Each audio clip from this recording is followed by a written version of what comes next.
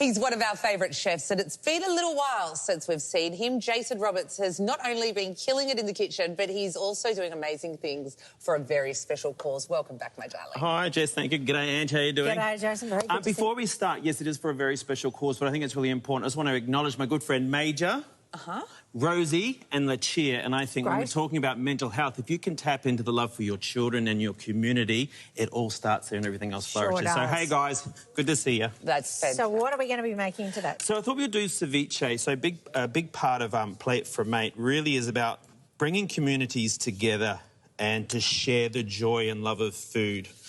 So what I might have you do, Ange, is I'll do some I've got things. some lime juice and coriander here. If you could put half the green onions, half the water into that bowl there. Yep. And it really is about connection, because I find when you do get down, you tend to think that the easiest or the only option is to isolate yourself. And sometimes when you do get dragged out by the girls, the amount of difference it makes, despite you almost being dragged by the cuffs of your trousers, is exceptional. And let's really point this out too. There's a big difference between feeling alone and being alone. Yes. And I think this is the biggest issue. So this year, Plate for a Mate, we're raising money and awareness for the Black Dog Institute, which is really about focusing on our farmers, the guys who produce all the food for us. So by taking that into account. It's funny you say that, because your mind isn't necessarily always your friend, is it? We tend to trust what our mind tells us over time, but we have to learn to sort of... It's not necessarily our best friend at times. No, because I think we've changed so much, we think too much and we feel too little. And I think what we really need to be thinking about is starting to participate in life and stop just flicking through it.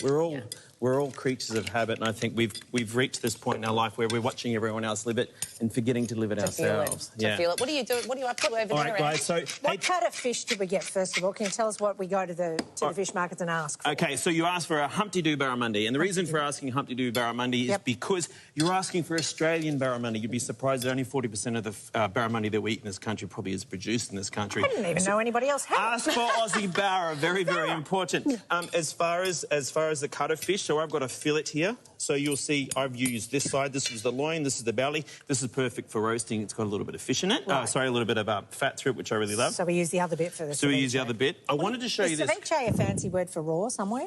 Yeah, pretty much. Raw fish. Okay. But, you know, you say ceviche. Ceviche. You said fancy pants. Can I show you this quickly? So this is... Oh, my God. What? What? Can we get a close-up on that? Did we see do this again. Watch. Hot tip. Watch this. Cake crack, avocado, stone remove. What? Guacamole. Unbelievable. Oh, my God. Did you think that... Herman, where's Herman? Did you see that, brother? Did you ever learn... And the last... Is that the most greatest thing you've ever learned? How it turns out. Brilliant. Mind you, I did do a few more earlier, so I don't want you to think I got all that out of one avocado, but that would be nice. It was magic of television for a moment there. You ruined it. If you don't like barramundi, what can you substitute it with? So I know that Trizzy is now, or Tristan, sorry, is a full-blown Aussie, so he should be eating barra, but he doesn't like seafood. So I've used some delicious Australian mushrooms, Agaricus bisporus, which are very good for you. Yum. So you could use mushrooms exactly the same way, but I want you girls to try this before we go. Okay, so how does it work? So avocado, a little bit of avocado. On a what? What's that? Oh, so this is a tostada. A tostada. A tostada. With your ceviche. Okay, so you hold that for 1 second. Don't eat it yet. Don't eat it yet. Okay. Jess, I haven't forgotten about you. So many rules. Okay, a little bit of the sauce. What's that? That's the sauce. It's the special sauce. So it's a little bit of mayo, a lot of greens. You can eat that one. So it's done? It's done. Ready to go. Okay, but I'm thinking end of year, festive, delicious. Just hold that one. Okay, mate. Bit of sauce for you. And I got something a little more special for you. Yeah, that on your hand. I've got tahin. Okay. Hold on.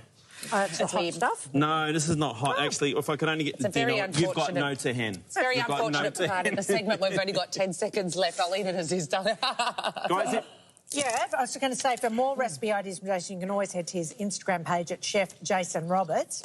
And if you'd like to get involved in Plate for a Mate, plateforamate.com, right? Get behind our farmers, guys. Get behind the people who produce the food for us. These are the guys who are still doing it tough post-COVID. And get together as a community to do it around food. Come for the food, stay for the conversation.